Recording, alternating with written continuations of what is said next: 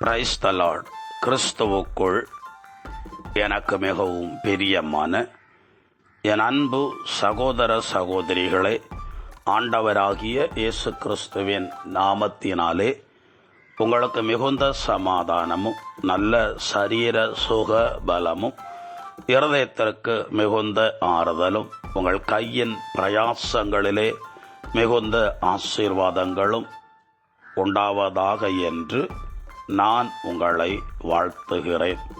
2 அரசர் 4ஆம் அதிகாரத்தில் ஒரு தீர்க்கதரிசியுடைய மனைவி எலிசாவிடத்தில் வந்து தன்னுடைய பாடு வேதனைகளை குறித்தும் கடன் நிமித்தம் கடன் கொடுத்தவர்கள் தன் பிள்ளைகளை பிடித்து கொண்டு போவதற்காக வந்திருக்கிற அந்த நிலையை குறித்தும் எடுத்துச் சொன்னபோது அவள் மீது இரக்கம் கொண்டு உன்னிடத்தில் என்ன இருக்கிறது என்று விசாரித்தார். அவளோ ஒன்றும் மறைக்காதபடி தன்னிடத்தில் கொஞ்சம் எண்ணெய் மாத்திரம்தான் இருக்கிறது என்பதை தெரியப்படுத்தினாள். அந்த தீர்க்கதரிசி எலிசா அதை என்னிடத்திலே கொண்டு வா என்று சொன்னார். அவள் கொண்டு வந்தபோது அதை தேவனுடைய கரத்திலே ஒப்பு கொடுத்து ஜெபித்து, இதை உன்னுடைய வீட்டில் இருக்கிற பாத்திரங்களிலே ஊற்று, பக்கத்து வீடுகளிலும் பாத்திரங்களை வாங்கி அதிலும் ஊற்று என்று சொன்னார். அவள் அந்தபடி செய்தபோது அவளிடத்தில் இருந்த மற்றுள்ளவர்கள் கொடுத்த பாத்திரங்களெல்லாம் எண்ணெயினால் நிரம்பி வழிந்தது. கடைசியில் பாத்திரம் இல்லாததினால எண்ணெய் வடிவது நின்று போனதென்று எழுதப்பட்டிருக்கிறது.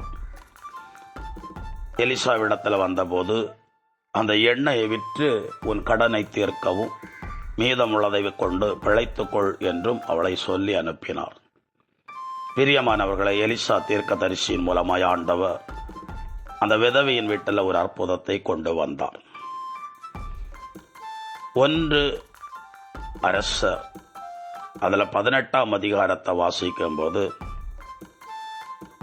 எலியா தன் வேலைக்காரனை பார்த்து, மழைக்குள்ள அடையாளம் தெரிகிறதா என்று கடலோரத்திலே போய் பார்த்து வா என்று சொல்லி அனுப்பினார். அவன் பார்த்து வந்து ஒன்றும் இல்லை என்று சொன்னான். ஆனாலும் எலியா அவனை பார்த்து, 7 முறை நீ நான் சொல்வது போல அந்த கடல் அருகில் மழைக்குரிய மேகம் எழும்பி வருகிறதா என்று பார் என்று சொன்னார். 7வது முறை வந்து ஒரு கையளவு மேகம் அங்கே கடலிலிருந்து எழும்பி வருகிறது என்று சொன்னான்.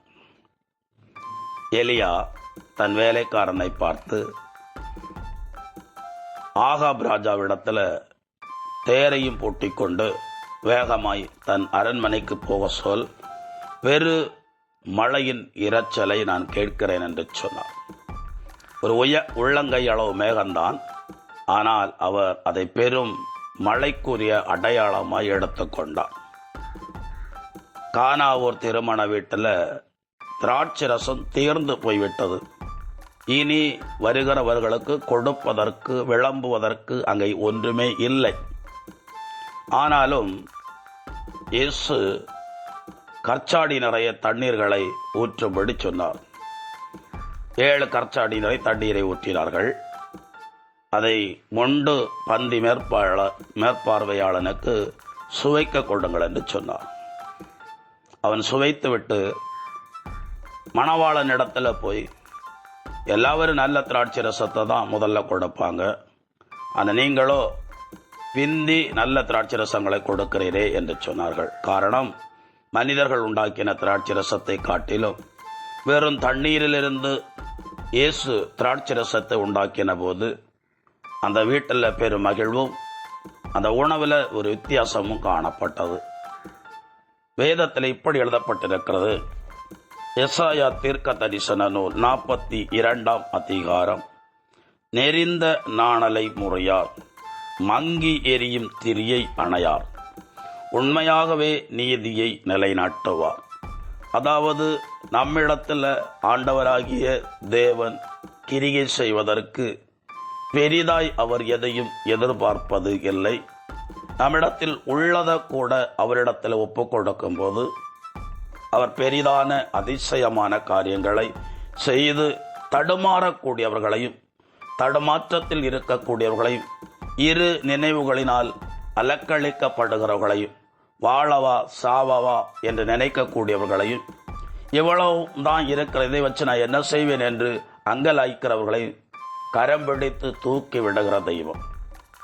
பிரியமானவர்களே, இதை 1 அரசர்ல 14ஆம் அதிகாரத்தை வாசிக்கும் போது பெரும் படைகளோடு கூட ஆசா ராஜாவுக்கு எதிராக சில ராஜாக்கள் ஒன்று திரண்டு வருகிறார்கள். அவன் ஒரு காரியத்தை ஆண்டவரிடத்தில் சொல்லி ஜெபித்தான். கொஞ்ச பேரை கொண்டாகிலும் பெரும் படைகளை கொண்டாகிலும் ஜெயத்தை தருவது உமக்கு லேசான காரியம். ஆகவே இந்த பெரும் படைகளை நாங்கள் சிறு மந்தைகளை போல் இருக்கிற இந்த படையை கொண்டு எதிர்க்கிறோம், கர்த்தர் எங்களுக்கு ஜெயத்தை தருவீராக என்று சொல்லி ஜெபித்து போனான். பல நாட்டு மன்னர்களும் படை வீரர்களும் ஆசா ராஜாவுக்கு முன்பாக நிற்க முடியாமல் முறியடிக்கப்பட்டு ஓடி போனார்கள் என்று சொல்லி எழுதப்பட்டிருக்கிறது. ஆகவே நீங்கள் அற்பமாய் மனுஷரால் கருதப்பட்டாலும் கூட உங்களை தேவனாலே உயர்த்த முடியும் என்பதை ஆண்டவர் வேதத்தின் வழியாக நமக்கு கற்றுக் கொடுக்கிறார். ஆகவே ஒன்றுக்கும் கலங்காதிருங்கள். நான் சொன்ன சம்பவம் 1 அரசர் 15ஆம் அதிகாரத்தில் இருக்கிறது. ஒப்பு கொடுப்போம். எங்களை நேசிக்கிற எங்கள் அன்பின் பரலோக பிதாவே, வறியவனையும் எளியவனையும் திக்கற்றவனையும் கைவிடப்பட்டவனையும் விசேஷமாய் ஆதரிக்கிற தெய்வம் நீர் ஆண்டவரே, நான் உம்முடைய கரத்தில் இந்த வார்த்தைகளை கேட்கிற ஒவ்வொருவரையும் ஒப்புக் கொடுக்கிறேன். மனுஷருக்கு முன்பாக குறுகி கூனி நிற்கிறவர்களை கர்த்தராகிய தேவன் தம்முடைய நீதியின் கரத்தினாலே 42 நடத்துவீராக. இயேசு கிறிஸ்துவின் பெயராலே ஒப்பு கொடுத்து நான் ஜெபிக்கிறேன். ஜெபங்கேளும் ஜீவனுள்ள நல்ல பிதாவே, ஆமேன். God bless you. சமாதானம்.